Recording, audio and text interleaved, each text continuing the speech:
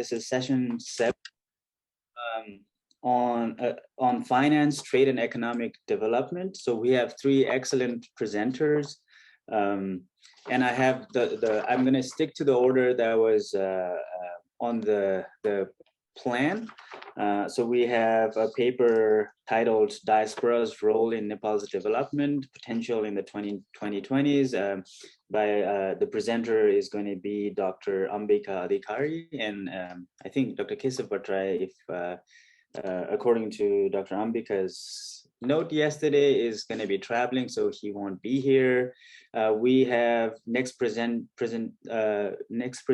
is Nandita Dasgupta from the University of Maryland. She's mentioned to me that she won't be able to attend, but she has submitted a recording gracefully, and so she will be presenting a recorded presentation.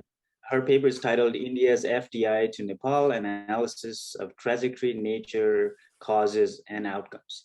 And then the third presenter for the day is, I believe, either Rimu Chaudhuri or Shubhabrata Basu. Sorry if I didn't get the name pronunciation right. And the paper is titled Effect of COVID-19 Pandemic on Pharmaceutical Industry in Terms of Inventory and Logistical Management. And just to lay out the rules here, each presenter will have 15 minutes to present, and 15 minutes total. That includes 10-minute presentation and 5 minutes Q&A. I will not intervene until minute 9, when I will intervene at minute 9, indicating that you'll have a minute to wrap it up. But obviously, I will let you go over time, and the cutoff line is 12 minutes because we do need to move on. But that's basically the gist of it. Let's begin with Dr. Ambika Adhikari's presentation titled Diaspora's Role in Nepal's Development Potential in the 2020s. And just if you have, if there is technical difficulty and so on, I can share your presentation slides, but it doesn't look like, hopefully that won't be necessary. Again, Dr. Adhikari, it's all you. Thank you so much, Professor Rayamajhee. I hope you can see my screen and you can hear me. Yes. Perfect. Wonderful. Yeah, thank you so much for that announcement. And my name is Ambika Adhikari. I live in Phoenix. I work for the city of Tempe as a principal planner. I'm also affiliated with Arizona State University, but my full-time work is in the practice field. The paper today is by me and by Professor Keshav Bhattarai of University of Central Missouri. The paper is more of a review and the policy-directed practitioner type of paper that you'll see. Diaspora's potential role in national development in Nepal. The thing that we'll try to cover today is provide some background on the diaspora in the development field and provide 3 examples of the successful best practices of the diaspora groups, India, China, and Korea. And then we'll make a quick assessment of the capacity of the Nepali diaspora and look at the Nepal government's program on how diaspora engagement is being encouraged. And at the end, there are some recommendations for both sides. Now, the diaspora was actually initially used only for the Jewish migrants in the 5th century. Even now, that is often spelled with a capital D, but now the diaspora as a noun with a small d is universally accepted for the people who live outside their ancestral land, and they have some kind of common identity. In 2020, 281 million people lived outside their home country as a diaspora group. That is a pretty significant percentage of the world population, almost reaching 4%. In 2019, the diaspora group sent almost $180 billion as a remittance to their home country, which is also a significant amount. And in terms of Nepal in 2020, there are many, many different estimates, anywhere between 3 to 5, and actually some people estimated all the way to 7 million Nepalese that live outside the country, which can constitute anywhere between 15 to 20% of the population of the country of 30 million. The remittances for Nepal have also been significant. Even in 2020, they were like 25% of the total GDPs when you measure it. And actually all three native countries, the adopted countries, and also the donor communities now increasingly understanding of the role of the diaspora in development. Now, what they can do, it is pretty commonsensical. They start with remittances. They can go all the way to philanthropic work, volunteerism, and institutional building. On the right side, you see a couple images where myself and many of the diaspora leaders are involved in starting the Open University of Nepal, which is now established. And you'll see, except for a few pictures from the images, most pictures are by the authors. And here is one diagram that we drew from Kuznetsov in 2013. It is a ladder of diaspora participation and contribution to the native land. On the basis remittance, and as you go higher in terms of its maybe impact, you go all the way to institutional reform, and in between are investments, charities, knowledge, innovations. Now, obviously, diaspora has many, many advantages. You see some of the pictures here of diaspora groups forming some conferences, just like this one also is, pretty much combination of diasporic and native land, that the current conference that we're working on right now. The most important aspect of the diaspora privilege and the advantages are the symbiotic relationship between the country and the diaspora group. And by definition, the global reach of the diaspora and highly expanded network.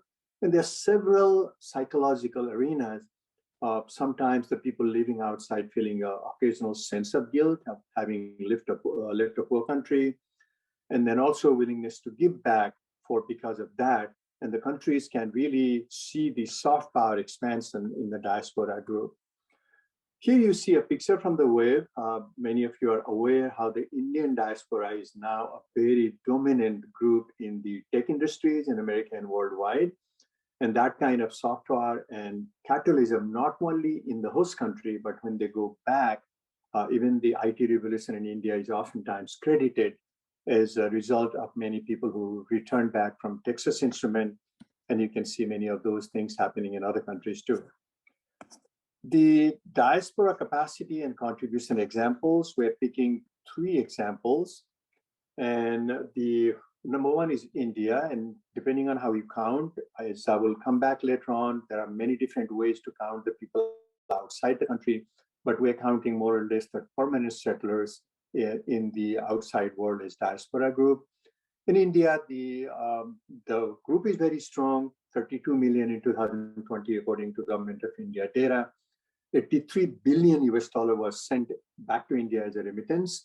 And it is considered a key pillar to India's development and even in policy making. And India government also is very much aware of this fact and then provides intensive incentives, concessions, and recognition as the person of Indian origin benefits. You get a card, you can have a visa free entry to go to India, you can work, you can do business. You can also get an overseas citizens of India with power limitation on the political participation, but very much everything else that you can do with that. And I'm having some difficulty, but I would just speak. There's a Chinese diaspora, which is almost 50 billion strong. Their revenue is just about 60 billion. Actually, the Chinese government and the people are saying that the remittance and the revenues are the secondary of importance for them. More importantly, the knowledge that the diaspora and the returnees bring and the diaspora provides. And China also has many concessions. They have a dedicated office that the government of China has to support the Chinese diaspora abroad when they want to come back and resettle, or when they want to open a university or business and then go back. And then the third one that somehow I'm not able to see here in the slide is for the Korean diaspora. The Korean diaspora is about 7 billion strong. And in terms of its remittances, it's not a big amount. They only contribute less than $7 billion. Actually, that is less than what Nepal contributes back to the country. But the Korea also provides a lot of concessions and many opportunities for the diaspora to come back. They have a special act for the diaspora that some sort of citizenship and some sort of, being able to live in Korea and work is provided. Initially, the Korean diaspora was more or less an economic migrant to other countries, but now it's a very important catalyst in the industrialization and that spectacular rise of Korea that has happened in the last 20, 30 years. Those three examples we go into a little more detail in our paper. And Dr. Sorry to interrupt. Do you want me to share your slides if you have any? No, that's okay. Let's see. I spoke on it. Sorry. If I have to, then I'll ask you. Yeah, sometimes with the iPad, somehow something gets hidden. But now you can see my slide on Nepali diaspora, right? Yeah. The three slides somehow become hidden. The Nepali diaspora, actually, we in our paper, we divide them into 4 different groups. The first one is that goes to India, and we don't actually, even the Non-Resident Nepalese Association does not capture that. The NRN Act, the Non-Resident Nepalese Act of the Government of Nepal also doesn't capture that, but that's a big number, and we just wanted to at least speak about that. The Indian census of 2011 shows that number close to 3 million Nepali speakers, they're Indian citizens. And in addition, many Nepalese citizens also go there sometimes temporarily, seasonally, sometimes for a few years and come back. We're not talking about that in this particular paper. That's a very important factor, but we leave that for other discussions. The second one, the group of people that leave Nepal, is the migrant diaspora that I spoke very briefly about. They mostly go to the Middle East, South Asia, Malaysia, Singapore, Brunei, East Asia, and many other East Asian countries. Now, this group is typically in the adopted or the host countries between 2 to 6 years contract. Sometimes from there on, they move to more permanently to places like Australia, Europe, and USA. And that's a continuous situation, but 80 or 90% of those people return back to Nepal and they contribute. But for Nepal, as I was showing on that ladder of the diaspora contribution, this is probably right now the most important contributor to Nepal's economy. Something like 25% of the GDP is contributed by this group. This group is estimated anywhere between 3 to 6, even say 6 million or even 7 million people, depending on whom you ask. But I've got some numbers, but the cumulative numbers are a little difficult to count because people return back. The third group is the students, which is also a very large number. Was there a time limit? Oh, just 1 minute? Yes. Oh, so let me go back. The Nepali diaspora in North America, here are some estimates that we have put, about 250,000 people altogether through various censuses and so on. Globally, we have estimated the diaspora in the permanent settlers are 800,000 people. This is from census, some estimation, and some research data that we have taken. I've talked about this contribution to the Nepalese economy, and here is some Nepal government numbers for migrant workers. Just a couple more slides on how the diaspora group is organizing outside on many different communities and groups, sometimes professional groups, sometimes the social groups. And then finally, those opportunities come into the government also had, just like I was speaking about India, Nepal also had the non-resident Nepali card, the person of Nepalese origin ID card. There's a talk about citizenship, which is now enshrined in Constitution of 2015, but those acts haven't come along. And if, at the end, with all of those together, like I said, this is not a research paper, this is a policy review paper. We provide a number of recommendations on how both sides, both the Nepalese government sides, can enhance their platform to enhance the contribution of the diaspora, and also how the diaspora group can also map their capacity, increase their contributing power to the development of the native lands, and then improve the situation in terms of improve their contribution to the development of Nepal. So that's the brief presentation. Thank you so much for the opportunity, Dr. Rayamajhee. Thank you so much, Dr. Adhikari. At the moment, we don't have any question. Dr. Bohora here has a comment that I'll just read it out for you, but you can also read it yourself if you want to. The comment goes, we don't have much rigorous research on this area. One area that could benefit the diaspora movement is to start some sort of diaspora research and the government of Nepal. Example, we can support such initiative, and there is a reference to the Institute for Research on the Nepali Diaspora and Migration. Point very well taken, thank you.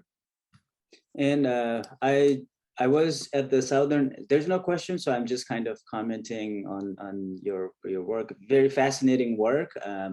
I was at the Southern Economic Association meeting, and Dr. Kesar Khimire had done a very interesting work looking at where Nepali diaspora stands relative to other diasporas in the United States. He had a very interesting paper. I think he was using American Community Survey to track Nepalis living in the United States. I thought that was an interesting work that you might want to take a look at. Since there are no questions, I do have a question. So just what do you think, what are the barriers that have hindered Nepalis abroad to engage in the economic development in Nepal? What do you think are the general barriers? Yeah, thank you, Dr. Ramage, for that. I kind of rushed towards the end. I did have a little bit of on that to speak on the slides. So we had also estimated the economic muscle and how much people can contribute, what is the savings, what is the retirement funds, and what is the total income that the diaspora group has, both in North America and globally. North America alone amounts to some 50–60% of the Nepal GDP. Those are pretty interesting numbers. And globally, even the World Bank has made some estimate, and we have also made some estimates of anywhere between about $25 to $30 billion total income, and also some other funds. Now, what they can do and what are some of the barriers is there is a lot of lack of data, lack of mapping of the capacity, lack of the real network. We do have networks, but we don't have the actual platforms. There are organizations like Nepali Study Center, American Society of Nepalese Engineers, American Nepal Medical Foundation. There are many professional organizations which provide really good platform to interface with Nepal and provide those kind of good avenues for people to invest in Nepal. But with all that 800,000 or 1 million permanent diaspora, that kind of platform doesn't exist. So that's one of the barriers. And when you look at those best practices, the native countries themselves have started some kind of foundation or dedicated ministries to help that. That is something that we don't have on both sides, both on the diaspora group. And then obviously, it's anecdotal, but unfortunately, we bring our politics back where we live. There's a lot of fracture and divisionism and partisanship, and we need to work on that also more professionally.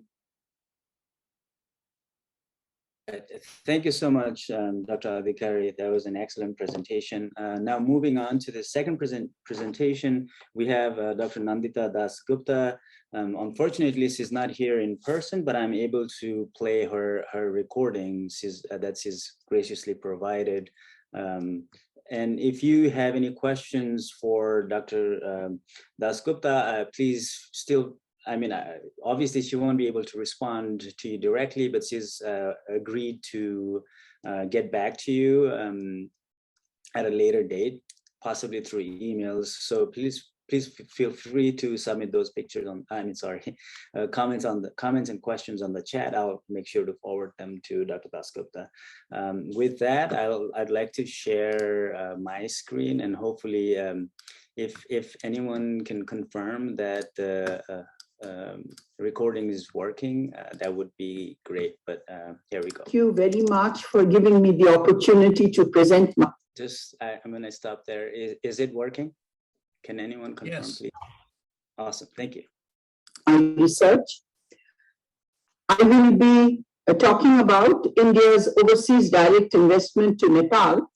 It will be a study of the path, the nature, the causes and outcomes. It is a preliminary study, let me tell you at the outset, based on a set of data. We need to delve much more deeper. And this study is based on Nepal in relation to other SAARC countries.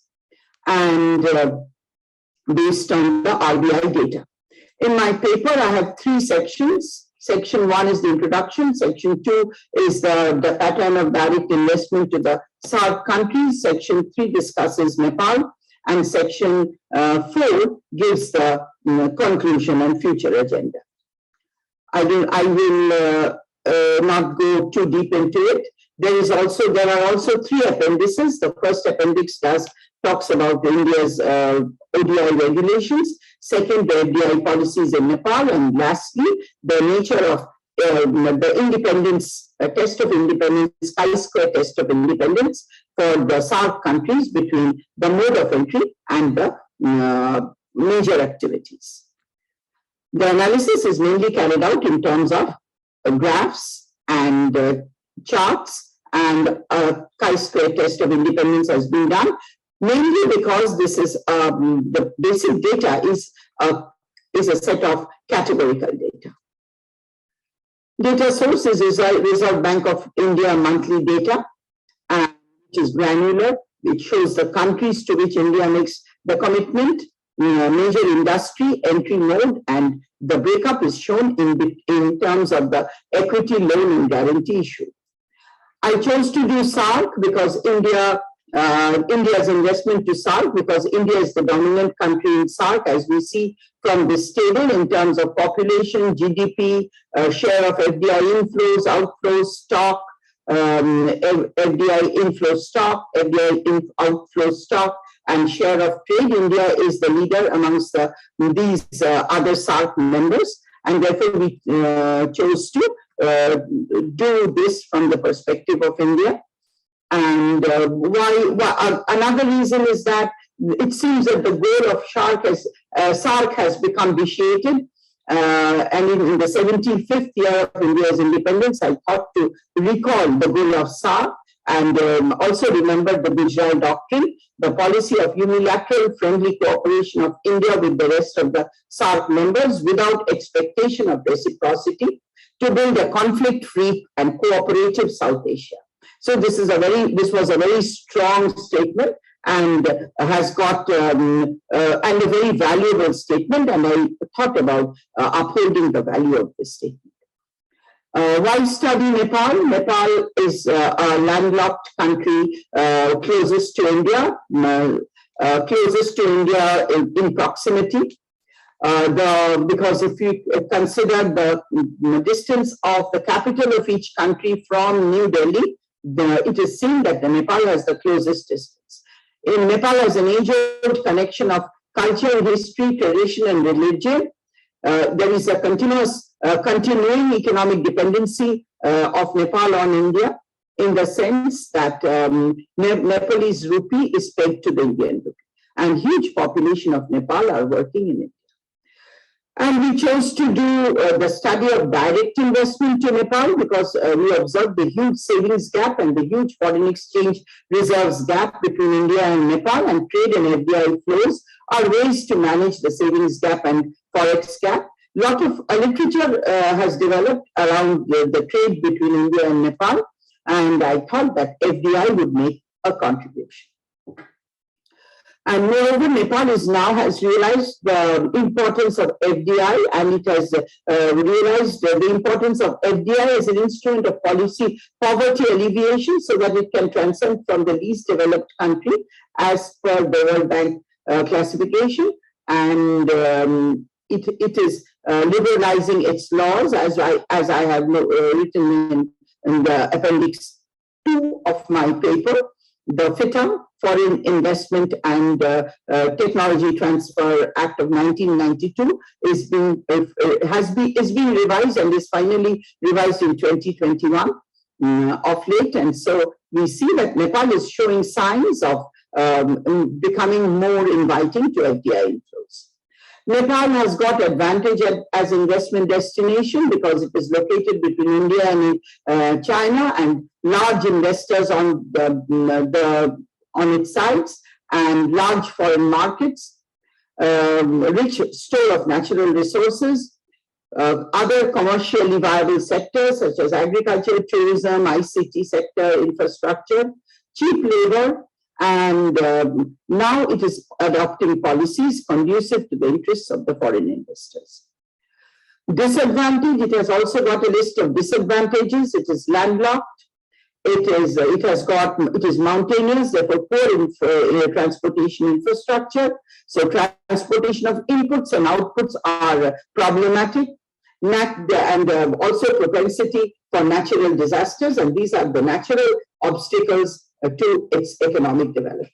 Other than that, there are other policy obstacles, for example, corruption, bureaucracy, political uncertainty, and I've given you a huge list, challenges in the repatriation of profits, etc. Now, notwithstanding this, India has been having a legacy of investment relationship. First started in 1936 with Biratnagar jute mills, and it had 75% of Indian investor, 25% of Nepalese investor, and 8% of foreign investor, of the government investing in this collaborative project with an initial capital of 160,000 Indian rupees. And this was the start of industrialization process in Nepal as we see it in the 20th century. Now, India's ODI financial commitments to Nepal. Now I go to my RBI data, which is the mainstay. RBI data, monthly data, granular data, and I have given a yearly picture, and I see that it is like it's rising in, or rather it's falling in 13, 14, 15, 16, 18, and 20. 20 is understandable, but the other years are possibly because of fuel shortage, labor unrest, political incoherence, poor infrastructure, deficient legal and regulatory framework, and so on. And it is also alleged that in 2015 and 16, there was an unofficial Indian blockade of Nepal, and that could have exacerbated the fall in India's commitments, pledges to Nepal. And in 2017, we see a rise. That is because of, perhaps because of the reconstruction activities that surged after the devastating earthquake of 2015. I have studied the whole concept in terms of two input. Studied the concept of FDI moving to Nepal in terms of entry mode and in terms of the modes of financing. Entry mode, we have joint venture and wholly owned subsidiaries. Mainly, it is in terms of wholly owned subsidiaries, as we can see in manufacturing. It is the highest, the total joint venture and wholly owned subsidiaries, highest in terms of US $1 million, and followed by electricity, gas, and water. However, in joint wholly owned subsidiary, we see the orange in manufacturing, electricity, community social, and wholesale retail. And for the others, we see joint ventures, but then only joint ventures, but then it is because for either the wholly owned subsidiaries are zero or they are so small. So why do we have wholly owned subsidiaries in some sectors and joint ventures in the other? Very difficult to say apparently, but I have developed a literature.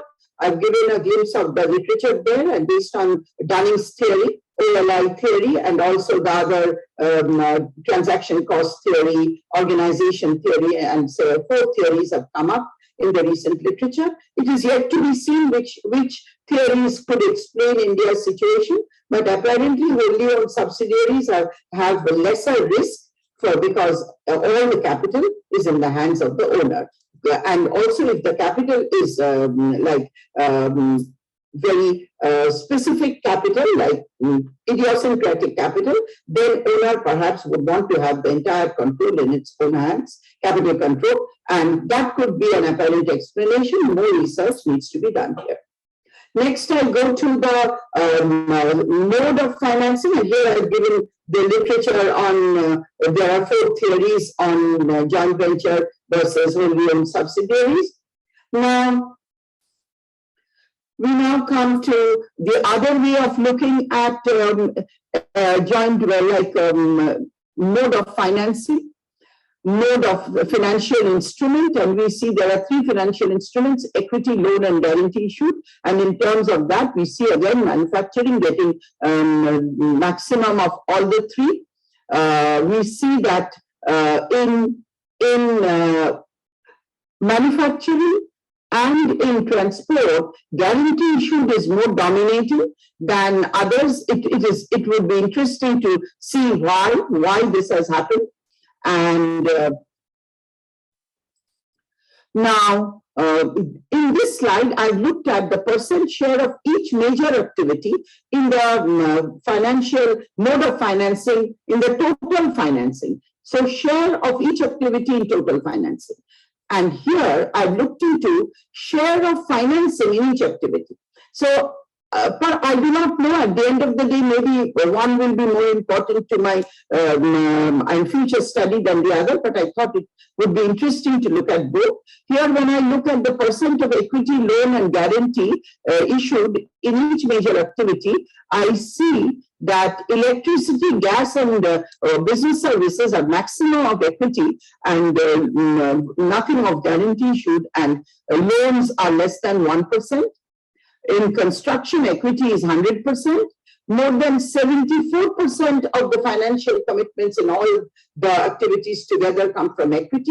That means equity capital seems to be dominating. When I look at the sector-wise classification, it is the equity capital that is dominating. And so these are just the findings that we got. And so, if we look into the position of India's direct investment in Nepal, Nepal by far receives the largest investment in stock and flow terms from India. Recently, there has been a talk that China has overpowered India, but it is yet to be seen. But historically, over the last 12 years, during which RBI is bringing out the results, it is seen that India is the highest FDI maker in Nepal. And conclusion, as I said, this is the tip of the iceberg. We would be wanting to know, firm level studies would be more enlightening. And there are the companies recorded there, the companies which are making investment from India to the companies in Nepal. Next step of the study would be to go into the company level studies. For that, we require more data and more funding in order to access the company level data from any CMIE or any other source. So that would be possible. Then the next layer would be possible when we go to the firm level studies. Test of independence I've done for the South countries together, and I found that there is no independence. That means there is a dependence between entry mode and major activity. That means it is the major activities that determine the entry mode. So depending on the nature of the activity, you choose joint venture and the wholly owned subsidiary. I could not perform this test for the Nepal for technical issues. We see some sectors do not have any joint venture, and for those sectors, the expected frequency would be 0, and we would not get meaningful chi-square, and therefore, we could not pursue that. Maybe when more data develops, like after a year, we will have more data, and then maybe we will also be able to study what happens in Nepal. But if we extrapolate this study and put it in Nepal, if we then I'm sure wholly owned subsidiaries are like dominate. And so this is to be seen. Thank you very much for your attention. And I would want to have your comments and your questions. Thank you very much. All right. So that was Nandita Dasgupta's excellent presentation. I apologize he wasn't able to be here in person because of a family emergency. We do have a question from Dr. Ambika Adhikari, and I'll make sure to forward those questions to Dr. Dasgupta. It would be an interesting follow-up conversation to have because there are so many interesting questions about the Indian FDI to Nepal. But moving on to the next presentation, we have Dr. Shubhabrata Basu, and I'm really sorry if I mispronounced it. Myself is Shubhabrata Basu. Yeah. Okay. All right. And so your presentation, I'll just announce the title. It's Effect of COVID-19 Pandemic on Pharmaceutical Industry in Terms of Inventory and Logistic Management. And Dr. Basu, please, the podium is all yours. And feel free to share your screen.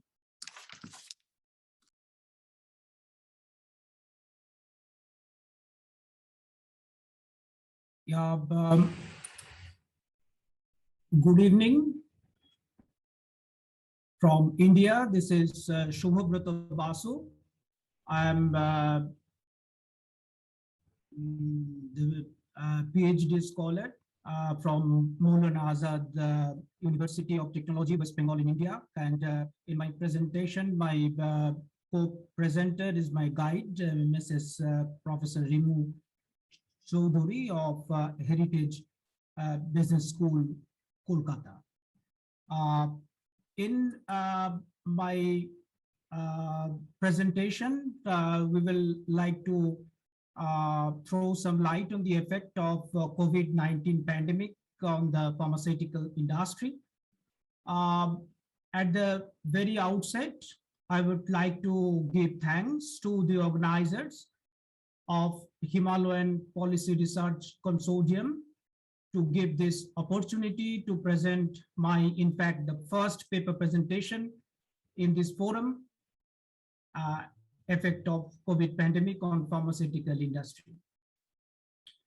See, as you all know that COVID-19 pandemic was created a landmark in the history of mankind. And it is a global shock which affected the world economy, including the pharmaceutical industries. The pharma industry plays a pivotal role in provision of quality health care services, and especially during the pandemic when supply chain can be disrupted or shut down due to the various reasons. The pharmaceutical industry is a very crucial part of the global economy and the key source of medical innovation which help save life. The health crisis unleashed in the world because of this pandemic and also fuels the greatest economic crisis in modern history. In this paper, we want to focus on this pandemic effect on the normal manufacturing activity in terms of the inventory and the logistic management in pharmaceutical industry. And for this paper, for our convenience, we have selected East India Pharmaceutical Works Limited, located in Kolkata, West Bengal, as a model of this study. So I will not take much time on that. I will go directly to the objective. The objective of this paper is to investigate the COVID-19 effect on the production activity. Our first objective is to identify the best 10 contributing product of this company on the basis of the turnover, applying the ABC analysis method. And the second objective is to validate with the supporting data how the production have been affected due to the supply chain disruption associated with the inventory and non-availability of manpower during this pandemic. And now with the, what's the background of this study, you may ask that why I have selected this topic. As you all know that the COVID-19 is a global disaster and it is an element of the human disease which can be mitigated by the proper medication. And during this period of time, apart from COVID-19, also other diseases prevail, and the supply of right medicine at the right time becomes indispensable. To meet this increasing demand of medicine, the supply chain should be very active. The effect of COVID-19 pandemic on pharmaceutical industry is an interesting study in this current scenario. So we have selected this topic, and this is also part of my ongoing PhD thesis. As you know that WHO announced COVID-19 infection as a pandemic on 11th of March 2020. Government of India imposed countrywide lockdown from the last week of March 2020, and all kind of transportation was restricted. Most of the industry were shut down except essential services like pharmaceutical industry. National and international transport restriction lead to supply chain disruption, and the Indian domestic pharma industry is highly dependent on imports, with more than 60% of API, that is the active pharmaceutical ingredients requirement, being imported, and that was badly affected. Apart from this, the ancillary industry were also closed in this initial part of lockdown, and especially the pharmaceutical, especially the packaging industry, and without which you cannot go for production. The manpower and the inventory crisis compelled pharma industry to restrict their production. So we want to see this effect and to investigate this effect on inventory management and the production versus marketing demand of pharma industries. We have selected East India Pharmaceutical Works Limited as a sample study, especially with their 10 prime products in the phase of our study. The methodology which we have adopted, and that is the primary data, the raw data collected from the company product-wise. And we have gone through the ABC analysis of the products, and based on the contribution towards its turnover. And we have tried to find out the A category products and the data analysis of A category product based on the actual production versus target production, and the effect on the turnover in 3 consecutive years. The 3 consecutive years, what we have selected, that is the pre-COVID financial year, that is 2018-19, the beginning of COVID-19, that is 2019-20, and the peak of the COVID, that is 2020-21. And we, after the selection of the production data against the marketing demand, and we have analyzed the data. First, we have listed the 10 main contributing product according to their turnover, what I have said earlier, and we have analyzed how the production has been affected and in this point of time, and what was the effect of pandemic.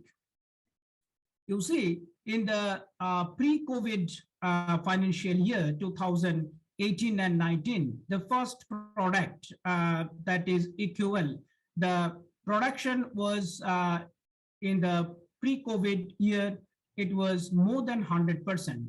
But in the 1920, it was the beginning of this financial COVID effect, and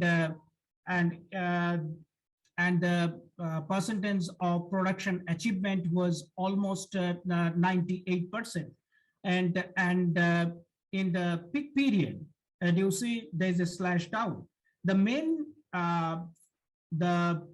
raw material, that is the main pharmaceutical ingredients of this product, is imported, and that is iodine.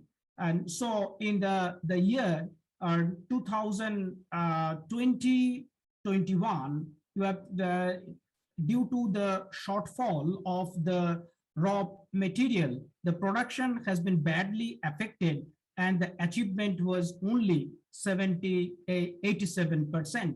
And you see, in the fourth quarter of the financial year in this 2021, due to the relaxation of this lockdown, there was some normalcy was there, and at that time they tried to procure some raw material from China, and they tried to maintain their production, but it was badly affected. You see, in the next three products, that is the PGC 500, PGC 650, and PGC 1000, the basic ingredient is paracetamol, and 70% of paracetamol is imported from China. And the production on achievement against the target demand was around 70% in the financial year 2020-21. That is the peak period of COVID. And you have a minute. Yeah. Yeah, just you have a minute to wrap it up. Okay. So you say that, and if we come to the and if you see the other products also, or in the peak time, the production has been badly affected, not only due to the exports, but also due to the non-availability of ancillary materials, that is the excipients and packaging material, and for that they have the loss in the production in the financial year 2020-21.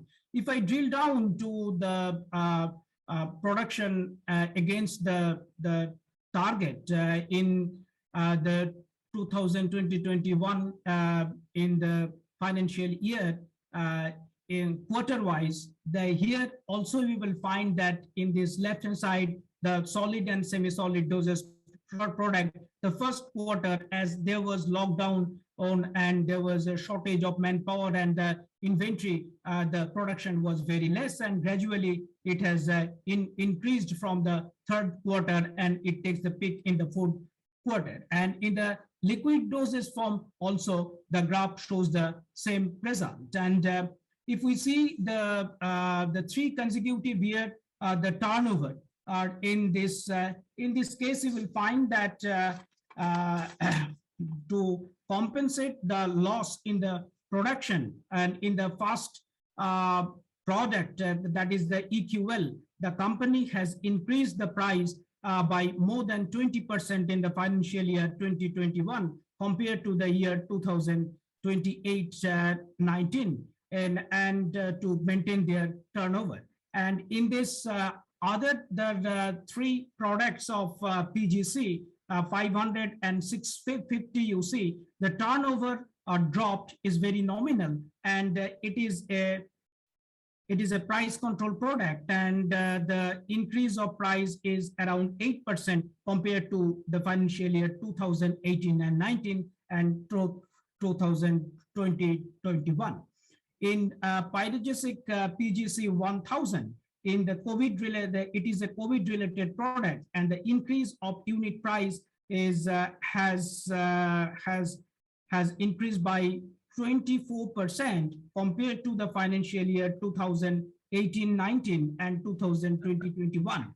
Though the raw material of the three PGC products, that is 500, 650, and 1000 is same, but the company increased the production of PGC 1000 and compromising the other product of PGC. I'll interrupt you there. We are over time. The substitution effect of the ingredient, and they have managed to increase the price to balance the turnover. And And if we say the comparative study of changes in production and changes in turnover are, we will find that most of the product in this 2021. We are over time. So, I mean, we have a couple of minutes for questions. I'm sorry to interrupt, really. Okay, no problem. Yeah. We can take maybe one question or two at most, because we went over time. But yeah, and if anyone has any questions, please feel free to type them here. It looks like we don't have any questions. We have, yeah. So, I mean, just general impression that I have is, I mean, it's unfortunate that, you know, COVID-19 had serious effects on pharmaceuticals, because it's so important that, you know, I had curiosities about supply chain issues and the effects of lockdown and how that played, the details of it. But I think we'll have to leave it there. I'd let you respond maybe in a minute if you can, and then we'll have to move on to a different presentation, different session. Sorry. See, in this COVID-19, the main effect was the import of raw material. As you know that in India, almost 60% of the raw material is imported either from China or from Japan or from the USA. So that was the main effect of drop down the production, and at the same time the production has been dropped down due to the local restrictions, local lockdowns, and to maintain the social distancing. And it was very difficult to run the industry in the full swing. So approximately 40% production capacity was there on an average to the pharmaceutical industry in India at the peak time. And so production has gone down, and due to this shortage of raw material, the raw material prices has increased. So it was a very critical situation to maintain the production and to maintain the supply chain. And but after the relaxation in the third and fourth quarter, it was something easier, and they have tried to increase their rate of production, try to increase the manpower.